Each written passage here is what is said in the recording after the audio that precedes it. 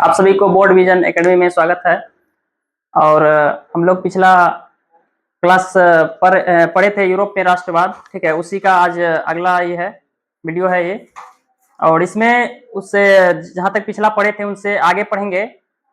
मैं कुछ पिछला का थोड़ा सा सारांश बता दूं कि यूरोप में राष्ट्रवाद, ठीक है। यूरोप मतलब एक महादेश है, उसमें कैसे वहाँ के लोग जो है क्रांतियां की, उसके बारे में पढ़ेंगे। और उससे वहाँ पर जो है मेन यूरोप में फ्रांस पढ़ रहे हैं। अभी अभी क्या पढ़ रहे हैं? फ्रांस। यूरोप में सबसे पहले अभी फ्रांस पढ़ रहे हैं। और फ्रांस में मुख्यतः 3 क्रांतियां हुई, ठीक है। 3 क्रांतियां में 1789, 1830 और 1848 के बारे में हम लोग पिछला इसमें पढ़ चुके हैं। 1789 के बारे में, और कैसे क्रांति हुई, क्यों हुई, उसके बाद कारण क्या था, उसका परिणाम क्या आया। उसके बाद आज पढ़ेंगे हम लोग उसके आगे, मतलब 1830 से कैसे क्रांति हुई, उसका परिणाम क्या हुआ, उसको पढ़ेंगे। उसके बाद फिर 1848 में कैसे क्रांति हुई, उसका क्या कारण था और उसका परिणाम क्या हुआ, उसके बारे में पढ़ेंगे। सबसे पहले मैं बता दूं कि 1789 से लेकर के 1774 से 1789 के बीच में जो है लुई 16वां जो है वहां के क्या बने? शासक यानी राजा हुए। और राजा तो जानते करते हैं कि राजा जो है होते हैं जो जो अपने मन में आता है वह करते हैं, उस तरह से चल रहे थे। और वह क्या थे? एक निरंकुश शासक थे। लुई 16वां जो है 1774 से 1789 के बीच में जो रहे वह एक निरंकुश शासक थे। उसके बाद वहां पर क्रांतियां हुई 1789 में, जिसके कारण से उसको हटना पड़ गया। और हटने के बाद जो है उसके बाद लोकतंत्र आया। और उसके बाद 1793 में उसको क्या हुआ कि उसको फांसी की सजा दे दी गई, ठीक है। और फांसी की जब सजा हुई उसके बाद 1793 से लेकर के 1804 तक जो है वहां एक लोकतंत्र रहा। वहां क्या रहा? फ्रांस में लोकतंत्र रहा। उसके बाद 1804 से लेकर के 1815 तक नेपोलियन जो है वहां का क्या रहे? शासक रहे। नेपोलियन एक ऐसी विचारधारा से थे जो लोकतंत्र को समर्थन थे। उसका जो है मेन मोटो था कि हम लोकतंत्र जो जनता के द्वारा जो है सबको हम लेके साथ चलें। मगर 1815 में मेटरनिक क्या किए कि नेपोलियन को दबा दिया और उसके स्थान पर जो है लुई 18वां को जो है वहां का राजा बना दिया फिर से। मतलब फिर से वहां जो है राजतंत्र स्थापित कर दिया गया। उसके बाद 1815 से 1824 के बीच में लुई 18वां जो है वहां के शासक बने। और उसके बाद 1824 से लेकर के 1830 के बीच में जो है लुई 18वां के चचेरे भाई, लुई 18वां के चचेरे भाई, उसका नाम था चार्ल्स 10। क्या था नाम? चार्ल्स 10 वहां के क्या बन गए? एक राजा बन गए, ठीक है। वह भी जो है एक तरह से निरंकुश शासक थे। निरंकुश का मतलब हो गया कि हमने पिछला वीडियो में बताया था, निरंकुश का मतलब कि कोई भी जो है काम वह अपने विचारधारा से करता था, प्लस में जनता के द्वारा जो है कोई भी जनता के हित में कुछ नहीं, मतलब उससे कर लेते थे मगर जनता के काम को कुछ नहीं करते थे। इसको बोलते हैं निरंकुश, ठीक ना। और निरंकुश जो वह चार्ल्स 10 थे, इसको इसके क्रांति हुई 1830 का क्रांति हुआ। और 1830 में भी उसका प्रधानमंत्री जो है पोलिगनेक थे। किसका? चार्ल्स 10 के। और चार्ल्स 10 के जो प्रधानमंत्री हुए पोलिगनेक, तो वह जो है क्या थे? अभिजात वर्ग को ज्यादा सपोर्ट करते थे। अभिजात वर्ग अब आ गया, तो अभिजात वर्ग क्या होता है थोड़ा सा जान लेते हैं। अभिजात वर्ग उसको बोलते हैं जिसको वहां के लोग जो है अमीर लोगों को अभिजात वर्ग कहते थे। चार्ल्स 10 एक अध्यादेश लाया था, एक कानून लाया था। वह कानून था समान नागरिक संहिता। बोलेगा समान नागरिक संहिता फ्रांस में किसने लाया था? तो चार्ल्स 10 लाया था। मगर उसका प्रधानमंत्री को यह अच्छा नहीं लगा। किसका? चार्ल्स 10 के प्रधानमंत्री, जिसका नाम था पोलिगनेक। वह क्या किए? इसको जो है हटा दिए। और हटाने के कारण से क्या हुआ कि वहां पर जो है अभिजात वर्ग के लिए एक व्यवस्था लागू कर दिया, जो अभिजात वर्ग को टैक्स यानी कर नहीं दिया जाने लगा उसमें। उसके बाद वहां पर क्या हुआ? क्रांति होगी। समान नागरिक संहिता में क्या था कि सभी लोगों को समान टैक्स दिया जाता था।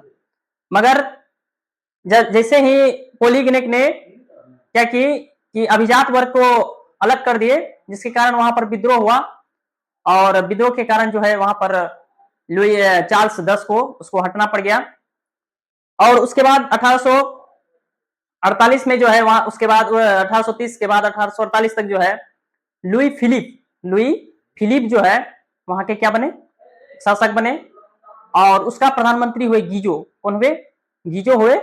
जो, आइए हम लोग इसके बाद थोड़ा सा आप लिख के पढ़ते, देखते हैं कि समझते हैं बोर्ड से। ये जितने बात हमने आपको बोला इसी को थोड़ा सा देखते हैं बोर्ड में। आइए, कि यूरोप में राष्ट्रवाद है, और ये हमारा सेकेंड क्लास है। सेकेंड क्लास में बता रहे हैं आपको कि 1774 से 1889, मतलब यह जो काल था यह लुई 16वां का काल था। यह किसका काल था? लुई 16वां का काल था। और उसके बाद 1793 में उसकी क्या हुई? फांसी हो गई। जैसा हम लोग पढ़े हैं कि आपको ऑब्जेक्टिव में आ सकता है एक, कि लुई 16वां का को फांसी कब दी गई? तो 1793 में दी गई। उसके बाद क्या हुआ कि 1793 से लेकर के 1804 तक, ठीक है, वहां एक लोकतंत्र जैसा माहौल था। मतलब जनता जैसे चाह रही थी उसके अनुसार से हो रहा था। उसके बाद 1804 से लेकर के 1815 के बीच में नेपोलियन जो है वहां के क्या बने? राजा बने, शासक हुए। जो लोकतंत्र के क्या माने जाते थे? लोकतंत्र के सहयोग से चलते थे। वह चाह रहे थे कि नहीं, लोकतंत्र क्या हो, लागू हो। उसके बाद 1815 से 1815 में उसको क्या किए? हटा दिए गए। 1815 से लेकर के 1824 तक जो है वहां के कौन हुए? लुईस 18वां। कौन हुए? लुई 18वां, जो मेटरनिक की सहायता से, किसकी सहायता से? मेटरनिक की सहायता से बनाए गए थे। मेटरनिक चाहता था कि नहीं वहां पर फिर से क्या हो, राजतंत्र आए। और उसके बाद 1824 से लेकर के फिर 1830 में चार्ल्स 10, कौन? चार्ल्स 10 जो है क्या बने? शासक बने, जो लुई 18वां का, किसका? लुई 18वां का चचेरा भाई था। एग्जाम में आ सकता है कि चार्ल्स 10 कौन थे? तो लुई 18वां का क्या थे? चचेरा भाई थे। उसके बाद पढ़ते हैं 1830 के फ्रांसीसी क्रांति के कारण। वहां का 1830 के फ्रांसीसी क्रांति का क्या कारण था? चार्ल्स 10, कौन? चार्ल्स 10 अध्यादेश लाए थे। क्या लाए थे? अध्यादेश, जिसका नाम था क्या? समान नागरिक संहिता। क्या था? समान नागरिक संहिता। मतलब सभी नागरिकों के लिए, सभी नागरिक के लिए, नागरिक के लिए समान कर। क्या हुआ? समान कर मतलब टैक्स, ठीक है। समान नागरिक संहिता में सभी नागरिकों को समान टैक्स लगता था, जिसका जो है विरोध किया। कौन किया विरोध? उसका प्रधानमंत्री। किसका प्रधानमंत्री? चार्ल्स 10 का। किसका? चार्ल्स 10 का प्रधानमंत्री था पॉलीग्नेक। कौन था? पॉलीग्नेक, जो अभिजात वर्ग को क्या करते? सपोर्ट करते थे। मतलब अभिजात वर्ग वो ऐसा वर्ग होता है जो वहां के अमीर लोगों को क्या किया? सपोर्ट किया। और उसके बाद क्या किया? अभिजात वर्ग को इससे समान नागरिक संहिता से हटा दिया गया, मतलब उसको कर से हटा दिया गया। उसके बाद क्या हुआ? मेटरनिक की प्रतिक्रियावादी। इसमें जो है मेटरनिक बहुत ज्यादा क्या किया? हस्तक्षेप किए। यानी मेटरनिक चाहता था वहां का राजशाही हो, और उसमें जो है वह नहीं चाहता था कि वहां के लोग जो है सुखी चैन से रहे। उसके बाद चार्ल्स 10 द्वारा जनतंत्रवादी भावना को दबाना। मतलब वहां के जो है जनता में धीरे धीरे आक्रोश बनता था कि नहीं, लोकतंत्र हो और लोकतंत्र को ये करें। मगर उसको जो है दबाने का काम कौन किया? चार्ल्स 10 जो है उसको दबाने का काम। कि 1830 के फ्रांसीसी क्रांति के परिणाम, ठीक है, हम लोग पढ़ लिए कि कारण क्या हुआ था, किसके कारण 1830 की क्रांति हुई थी। अब आगे पढ़ते हैं 1830 के क्रांति के परिणाम, मतलब उसका रिजल्ट क्या आया, ठीक है।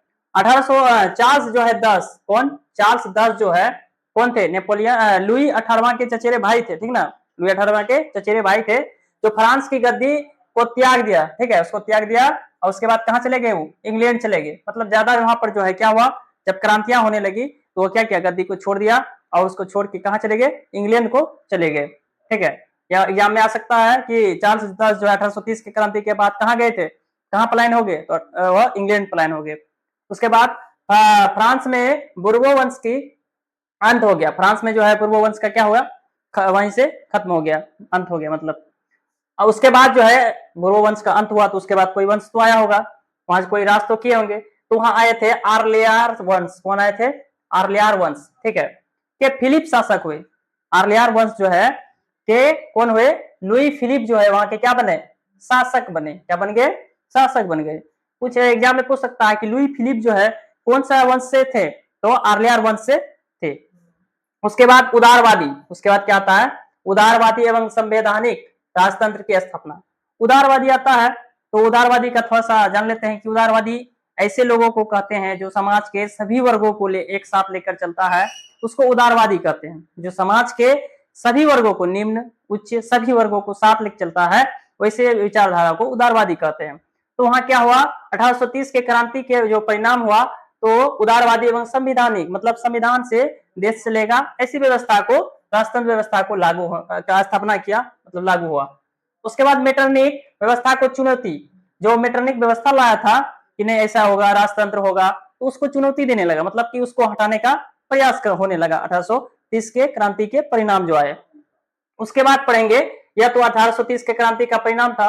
अब आगे पढ़ते हैं कि 1848 क्या 1848 के फ्रांसीसी क्रांति का कारण, 1848 में क्यों क्रांति हुई, ठीक है, उसका कारण पढ़ते हैं कि लुई फिलिप 1830 में जो चार्ल्स 10 के इंग्लैंड जाने के बाद आर्लियर वंश के लुई फिलिप जो शासक बने, तो उसके जो है लुई फिलिप को की कमजोर नीति, लुई फिलिप जो है उसका नीति कैसा आया, कमजोर हुआ, उसका नीति अच्छा ढंग से फ्रांस में नहीं चलने लगा। उसके बाद क्या हुआ, लुई फिलिप के द्वारा प्रतिक्रियावादी गीजो को प्रधानमंत्री बना दिया। वहां के जो है गीजो था एक प्रतिक्रियावादी नीति का था, जिसको जो है कौन, लुई फिलिप जो है आर्लियर वंश के लुई फिलिप जो है उसको क्या बना दिया, प्रधानमंत्री बना दिया, जिसके कारण से क्या हुआ, वहां पर क्रांतियां होने लगी। उसके बाद असफल विदेश नीति, मतलब विदेश नीति उन लोग का जो है, किसका, लुई फिलिप का विदेश नीति अच्छा नहीं था, मतलब विदेश से कैसे बिहेव करना चाहिए, उनसे कैसे बातचीत करना चाहिए, कोई भी मैटर में कोई बातचीत होना चाहिए, तो उसका नीति अच्छा नहीं था, किसका, लुई फिलिप का, उसके प्रधानमंत्री साथ में गीजो का। उसके बाद बेरोजगारी एवं भुखमरी का बढ़ना, क्या हुआ कि 1848 का क्रांति जो मेन कारण था कि वहां की जो है फ्रांस में बेरोजगारी बढ़ने लगा। उसके बाद क्या हुआ, भुखमरी बढ़ने लगा, मतलब वहां जो है लोग जो है बेरोजगार हो गए, और बेरोजगार हुए तो लोगों को काम नहीं मिला, और काम नहीं मिला तो लोग क्या किए, अपना भुखमरी वहां पर बहुत ज्यादा आ गया। उसके बाद 1848 के अब क्रांति के परिणाम, मतलब वहां का जब क्रांति हुई 1848 का, तो क्या उसका परिणाम हुआ, अंततः क्या हुआ, अंत क्या हुआ, तो अंत यह हुआ कि पुरातन व्यवस्था का अंत हो गया, मतलब जो शुरू से चलते आता था राजतंत्र हो, उसको हटा दिया गया, राजतंत्र का व्यवस्था को क्या किया, हटा दिया गया। उसके बाद द्वितीय गणराज्य की स्थापना, उसके बाद दूसरा में फिर से एक बार क्या हुआ, लोकतंत्र की स्थापना हो गई, कहां पे, फ्रांस में 1848 के क्रांति के बाद। उसके बाद क्या हुआ, लुई नेपोलियन तृतीय, लुई नेपोलियन तृतीय जो है, तीसरा जो है का सम्राट बनना, मतलब 1848 का क्रांति के बाद जो है क्या हुआ, लुई नेपोलियन तृतीय जो है वहां के क्या बने, शासक बने। तो आज भर के लिए इतना ही, उसके बाद आगे का क्लास आएगा, इसके लिए बहुत बहुत धन्यवाद।